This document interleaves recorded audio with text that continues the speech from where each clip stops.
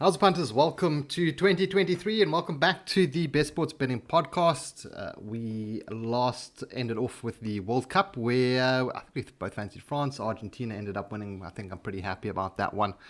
Well done to them. But we're not going to focus on that. That was a couple months ago. Well, it feels like months ago now. Hey, Simon.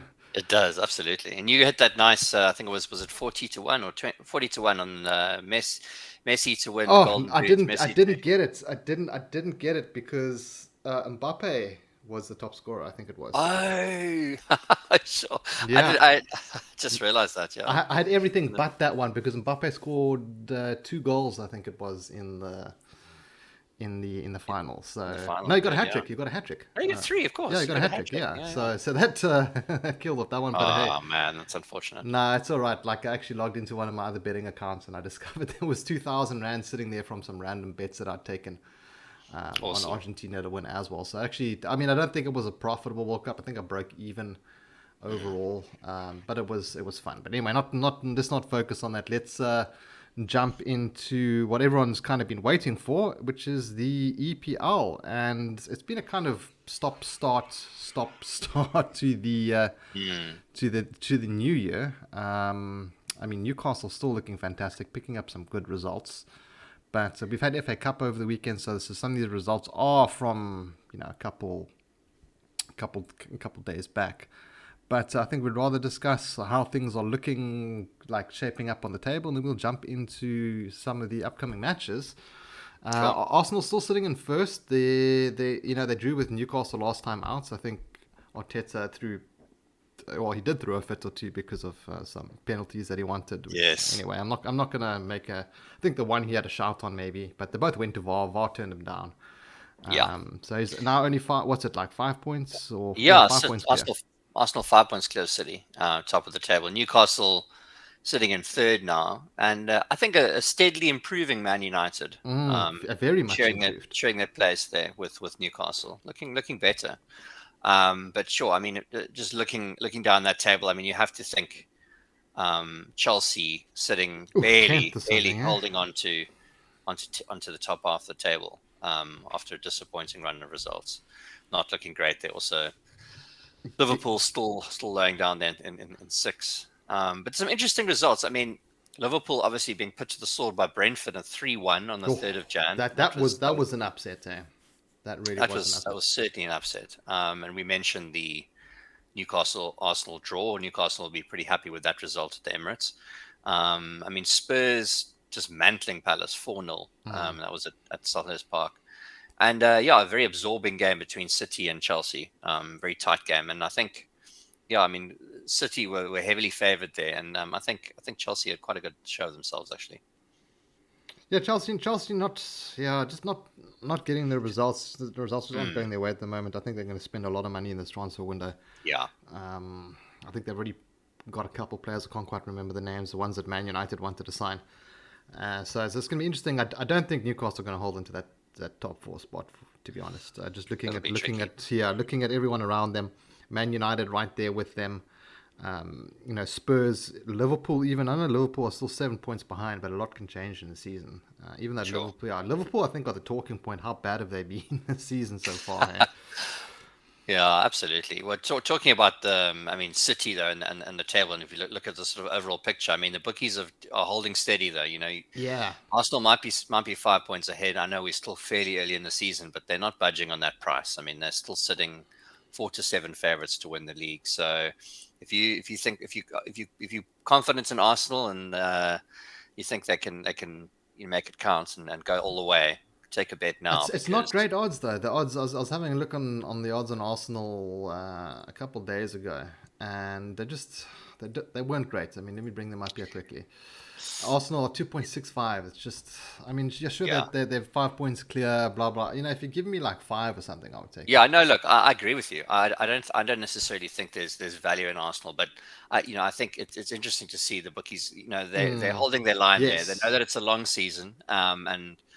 Look, I don't think City have been 5 points behind for quite a while now. I think even with their title race with Liverpool, they never got that far behind. So despite that, the bookies are playing the long game here, and they think that City will edge it out in the end. It's just a matter of time, really. Yeah, I tend to agree with him. I hope not. It'd be interesting to see Arsenal win the league, but the City squad is scary. Arsenal, yeah.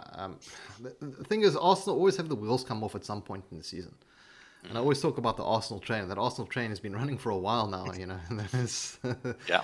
I'm just worried they've had, that draw against Newcastle kind of showed that they are kind of vulnerable. I mean, it's a team like Newcastle holding them to a draw. It's a great result for Newcastle, but for Arsenal, I think it's a bit worrying. I do think City will catch them. I hope that it goes down to the wire, though. I hope that'd be fantastic. I hope it's not like the last match kind of thing. But hey, we'll have to see what happens. But I wouldn't be betting on Arsenal to win the league at those odds. It's just not great. But let's take a look at some of the upcoming Premier League matches that are taking place this weekend, or during the week actually. We've got some on Thursday, Friday, Saturday, and Sunday. So we've got matches on every single day from the 12th of Jan. Yeah, starting from Thursday. I think this is the perfect opportunity for Chelsea to secure some points actually against Fulham and push their way back up that table. And it's interesting to look at these odds though, because I think if Fulham weren't sitting at 7th on the table, which is obviously very, very good for a promoted side, you might think odds of 2.2 are pretty big actually on a Chelsea win. And maybe you do still think that's quite generous. It's certainly tempting me, I must say. It is. It's certainly tempting me, especially after watching them against City, and I thought they played pretty well, and they haven't had the best form of late. But then they got hammered by City 3-0 in the FA Cup, That's right. Yeah. I don't know. I Chelsea. If I'm gonna pick a winner here, I'll go with Chelsea, and those odds are pretty decent as well. But I'm not getting involved with Chelsea at the moment. I just don't trust them at all. Yeah.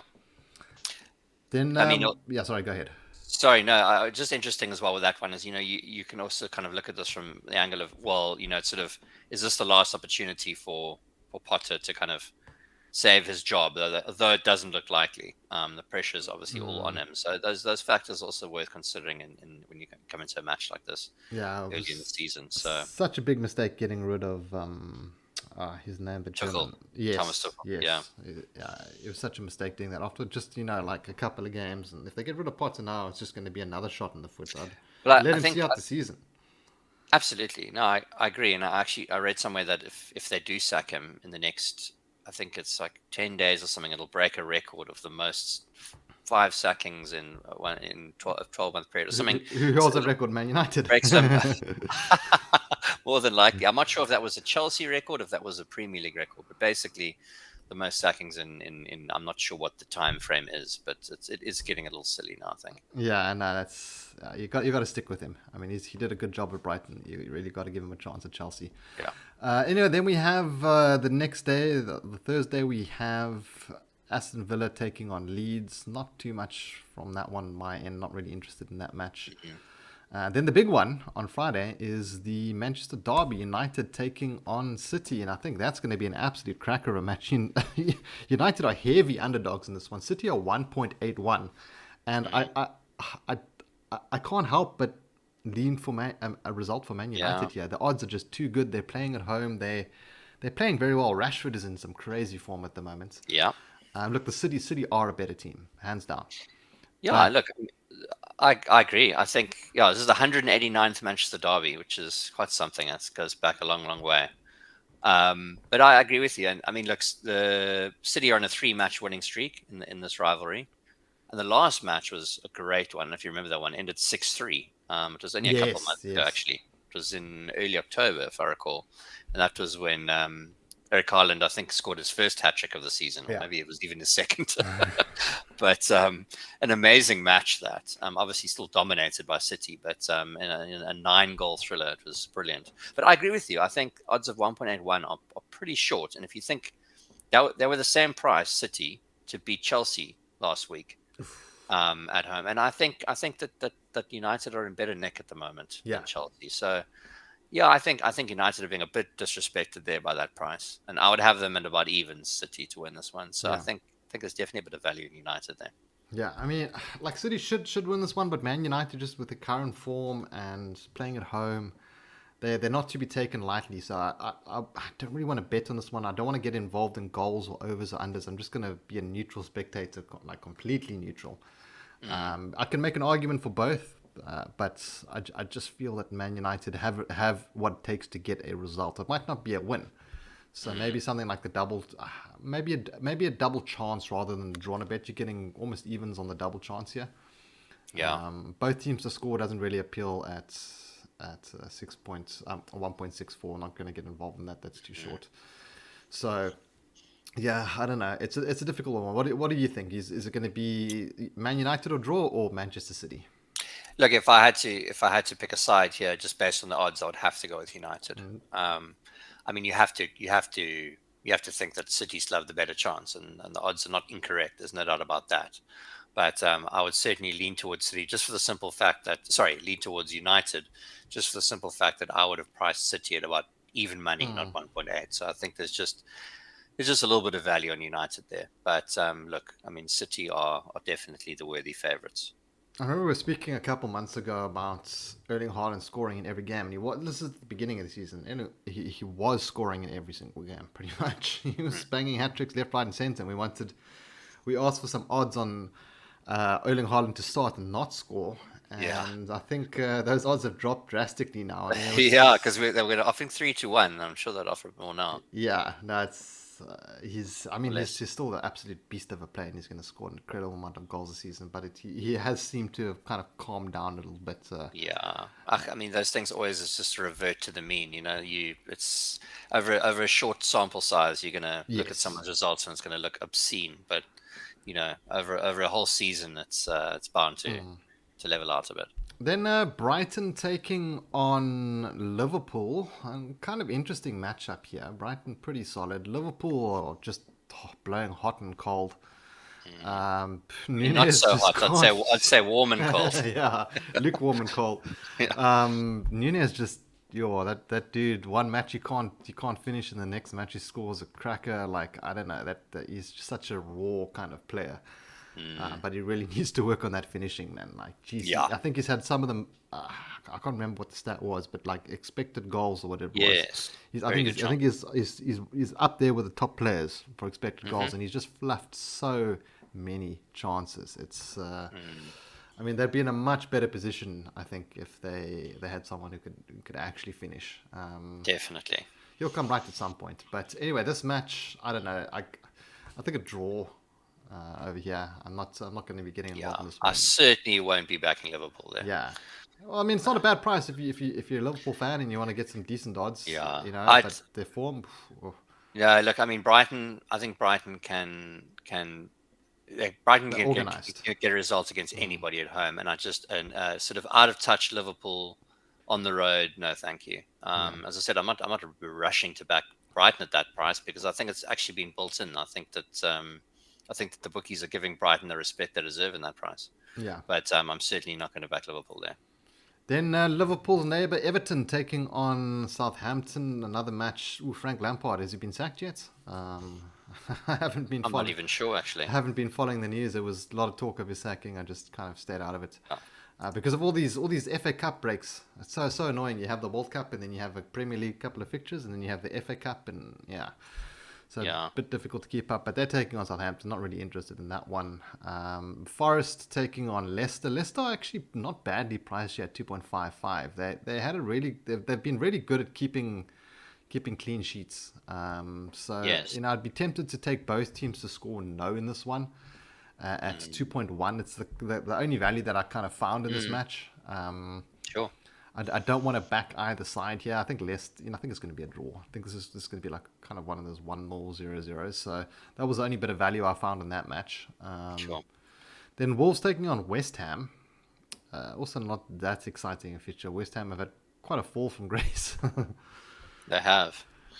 Yeah, this is a tricky one to call, and I can see. I mean, I would price this exactly the same. Yeah. It's very, very tricky with Wolves being at home there. I think that's a very, very tough fixture to call. And then we've got the Hollywood bet Brentford taking on Bournemouth. Very short here, 1.67. I do fancy them to pick up a win against Bournemouth. Yeah. Brentford just they like play to their opponent's level at times. Though that's the only concern. If they're playing against Man City, they'll step it up a couple notches. If they're playing against Bournemouth, they might step it down a couple notches. I'm not sure if Ivan Toney's going to be back for this one. Yeah. No, they kind of have that sort of Liverpool identity in some ways like that, where they really do play to the opposition. I agree.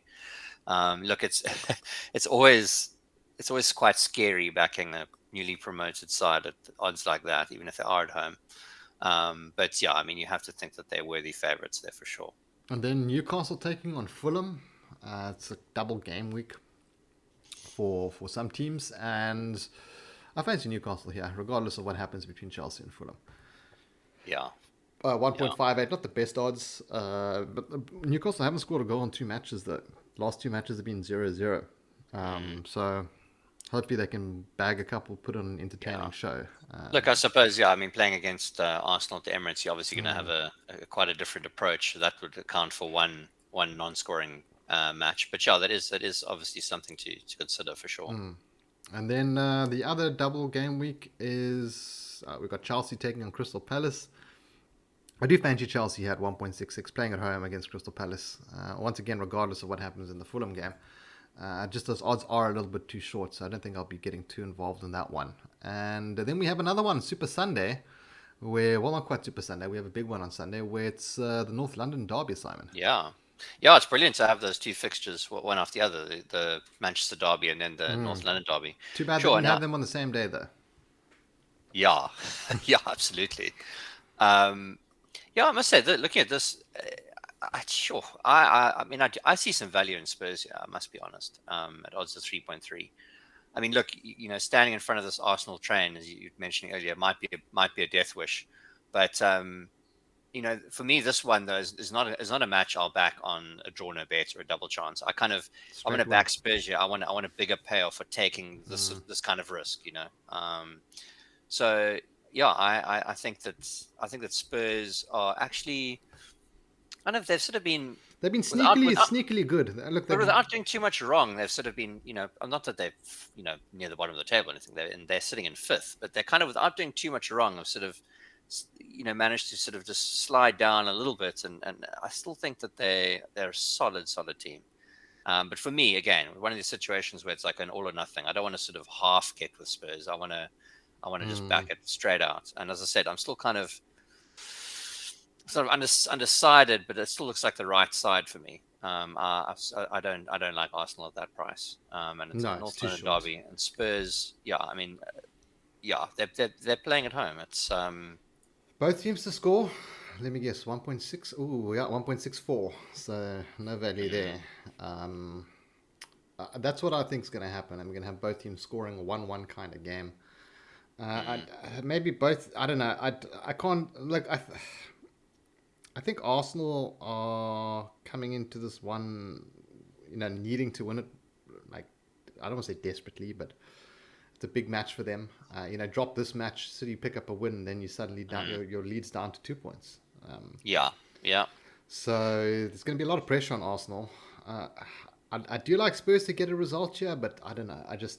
I'm really struggling in this one to pick any sort of result. They need to give me a 4th option instead of 1x2. Yeah, no, I agree. It is the pressure definitely is on Arsenal there, and I think that'll play to Spurs' advantage for sure. Because yes, obviously they want to climb up and potentially get into those Premier League places above United and so on. But I think that the pressure on Arsenal sitting above City, wanting to keep them at arm's length, is actually, I mean, that's a much more stressful situation. So you can say Spurs can take it or leave it, but I think Arsenal will be sort of, there'll be a lot of nervous anticipation around this one. I think this is not the first big side that Arsenal faced in a while. No, I think it was the only loss was against United. I don't think they've faced any other top 4 sides outside of them though. Have they? Sure. I can't think offhand really. I think they've been beaten. They've beaten other lots. Obviously all the other sides, but for some reason I think they might come. I think over the what's it now, 19 or so matches, they haven't had the toughest schedule of opponents. But yeah, I don't think they've played too many of the bigger of the top six, shall we say, home or away. Yeah, I'm just bringing up their stats quickly, and I want to just have a quick look because I think they're going to be, like if they're going to get undone anywhere, it's going to be against some of the top sides. So I'm just looking here for the last time that they actually faced Chelsea. Okay, they did beat Chelsea in the Premier League. That was in November. So that was the last time they faced a big side, and they did beat them. But before that, they lost to then they beat Liverpool too. Okay, so I'm kind of getting ahead of myself with that train of thought. They did beat Spurs at home 3-1 when Spurs had that red card. Yes, as well. That, but yeah, I can't pick a winner here, so I'm just going to completely stay away from this one. I do look, like both teams to score. That's the only thing if I like. if just thinking about what you said, if you can't pick a winner, and Arsenal are priced at 2.1, what does that tell you? Yeah. I mean, it tells you that there's value in Spurs, right? If you're saying that if you can't pick a winner, it should be priced more 2.7 each side kind of thing. So yeah, I agree with you. I think as much as I don't want to jump in front of this Arsenal train, but I just think that Spurs are a top side. Obviously, it's an important match for them. The pressure's on Arsenal, no doubt about it. So yeah, I definitely like Spurs at that price. Yeah, and I mentioned it before. It's one of the key games for Arsenal. So it's going to be interesting to see what Arteta does. He's never been in this position before. He's a new manager. He's a young manager. There's a lot of pressure on him. Be in position where he can actually win the league. And you kind of saw him flipping out against the officials in the Newcastle game. So I'm wondering if that's going to be a factor if they do go behind or something in this one. If there's going to be another bit of a rage from Arteta. But so that wraps up the Premier League fixtures. I'm not going to go too far ahead. We've got a couple interesting matches after that one on the 19th and the 20th, but that's another game week. So let's jump over to some upcoming some tennis, Simon. You've got some Australian Open. Yeah, sure. Back to Grand Slam tennis after 4 months. The last season concluded with Alcaraz winning the US Open against Casper Ruud. It's a great match. So as New Year's always began in the tennis season, we start off in Melbourne at the Australian Open, where Djokovic is allowed to attend. Yeah, so this time he won't be locked in a hotel room and then deported back to Serbia or wherever he lives normally, probably the States. But yeah, I mean this one is always hot as hell, and it's really is an endurance test because you're playing. I mean, the men at least are playing 5 sets in like average 31 degree weather, going up to like sort of 36, like crazy hot. And it really, especially 5 sets, always kind of separates the greats from the pretenders. When it comes to the heat like this, it really just some people just melt in these conditions. Djokovic has really come back into it. I mean, he had a pretty poor 2021 for his standards, very up and down. Played some good tennis, but was really unpredictable. But in 2022, last year, he really came back. I mean, he had a fantastic win at Wimbledon over Nick Kyrgios, and was also crowned the ATP Finals champion. So the ATP Finals, for listeners who don't know, basically the top 8 players at the end of the season play in a knockout tournament, which lasts 2 weeks, and then they have they crown the best winner, the best player of the whole season. And he won that too. So he's really coming into this in good form. That said, he's priced at 1.82 to win this tournament. And I've got him. I'm looking at Wimbledon. Why do I have Wimbledon up?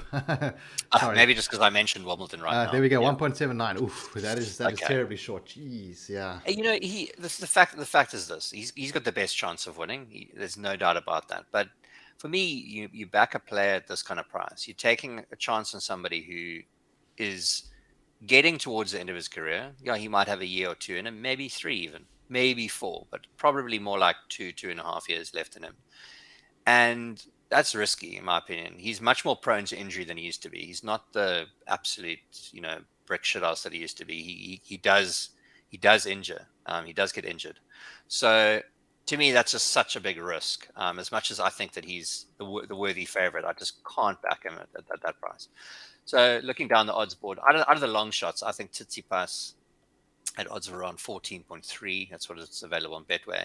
Looks good value, especially as his form on hard courts has kind of found more of a balance now with clay. So clay used to be his preferred surface by far, and he's finding that I would say that it's kind of weird. Like his clay performance is kind of dropped. Sorry, you dropped off there, but And Tsitsipas's hard court form has improved quite a bit. Clay used to be by far his most dominant surface, and Tsitsipas's hard court performances have picked up of late. So I think that there's a little bit of value in that price.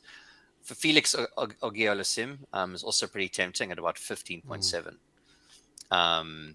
But look, you always when you're backing the underdogs in these situations, sort of, you look. There are a lot of permutations for a player to realistically challenge the likes of Djokovic and Medvedev. But it's very, very. I honestly believe there's about close to a 50% chance that Djokovic gets injured in this tournament. So just be aware of that when you try and when you want to back a player at odds like that. Especially, you can't doubt his pedigree, but players in their late 30s are much more prone to injury, susceptible. Yeah. more susceptible to injury. So it's very, very risky. And depending on who you place that bet with, there's a good chance you won't get your money back. Yeah. Just make sure that you do get what's it called now, that betting term. But yeah, Dead heat. Yeah, is it a dead heat? No, dead heat is when I think that's slightly different, isn't it? You mean when you've got basically insurance on a player who's withdraws? Yes, like some places, like if they've played more than, like if you bet on a match and they've played more than like a set or something like that, then if they retire, the result, that doesn't get scratched. Yeah. So yeah, just make sure that you've checked the betting rules of the site that you with before you get involved with what Simon said.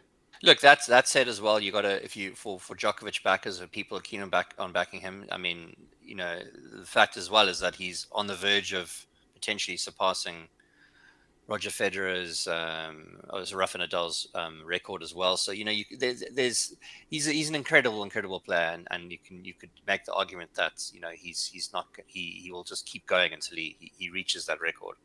But we're all human, so I'll just be wary of the fact that he's getting old.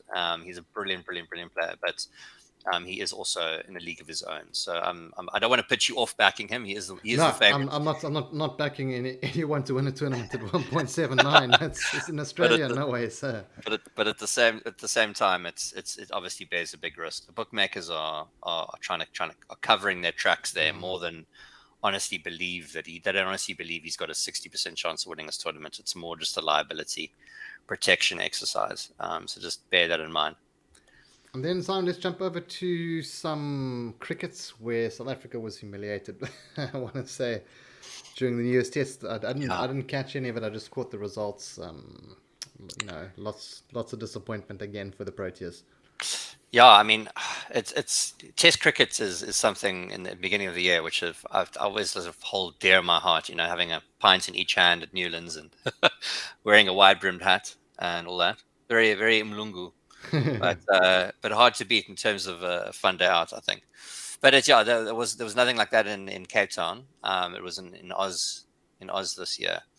But yeah, Australia romped to 2 easy victories. We actually didn't get past 200 runs. Oh, sorry, we only got past 200 runs once in our first 4 innings, which Terrible. Is pretty shocking. Yeah. It's really, really shocking for a Test match. But yeah, in the final Test match in Sydney, we were chasing 475. We managed to do a bit better, scored 255. So we're still 220 runs short. But then we followed on and somehow managed to stay in to the end of day 5. We were 106 for 2 runs in the second innings when play ended on day 5. So we managed to draw the last match, but obviously still lost the series 2-0 to the Aussies. So very, very convincing win for the Aussies there, which, I mean, gosh, I don't know how far we have to go back now for a South African win in Australia, but it's definitely a few decades. So yeah, not the most encouraging. And there was actually supposed to be a 3-match ODI series between South Africa and Australia this week, but those matches have all been cancelled, and I only found that out this morning, and I actually can't see the reason for that. Reason those matches were cancelled, so I'm not quite sure about that, but it's a bit disappointing. Well, while we're on the topic of cricket, we've got the new Betway sponsored SA20s taking place. That's right. I think it actually starts. It starts. It's today or tomorrow. Yeah, it starts today. We've got Cape Town taking on the Pearl Royals. And then Durban Super Knights versus Joburg Super Kings. Pretty cool that Betway have come and sponsored that. Obviously, Yeah, I must say some sort of from a branding perspective, it looks closer to the IPL than any of the other T20 leagues like the Big Bash and so on that I've seen so far. So I think they're really kind of going with that model, and I think it suits. It's yeah, I think it's a good time to do it as well. So yeah, I'm interested to see how that pans out. John, not really enough time to have a look at that in any depth in this podcast, but something we'll keep an eye on. Looks like Betway are running a promotion for that one as well, with giving away 1 million in match day prizes, as well as 5 all expense paid VIP tickets for 2 to the final. Place bets on the matches, match day draws. Every bet will earn an entry. Okay, well, Betway need to come hook me up with some tickets for that one. That would be quite cool. I wonder where they're actually playing it, if it's going to be at Newlands or it's going to be at one of the smaller grounds. But that's going to be quite an interesting one to keep an eye on. But I think that's pretty much it for the podcast. Not too much other sport going on at the moment. Premier League has been, as we said, a little bit stop-start, and I think that took up the biggest chunk of what we spoke about today. There's still EFL Cup taking place tonight. Other couple matches that we're not really going to touch on. Newcastle in action against Leicester, that kind of thing. But yeah, guys, we'll be back next week with another episode. I don't think either of us have any best bets this week. I couldn't agree more. I'm struggling. I must say, there's nothing that's just really like I want to run and bet right away. There really isn't. I mean, as I said, I lean towards Spurs in the North London derby, lean towards United in the Manchester derby, but both not strong feelings. Sure, more it's a tricky fancies one. than like Yeah, really tricky one. Really tricky one. So I don't have any strong ones, but I think out of those two, I probably prefer United actually. United over City rather than Spurs over Arsenal. What do you think, Rob? Yeah, I'm just going to stay away from all of them completely. I'm just going to enjoy it.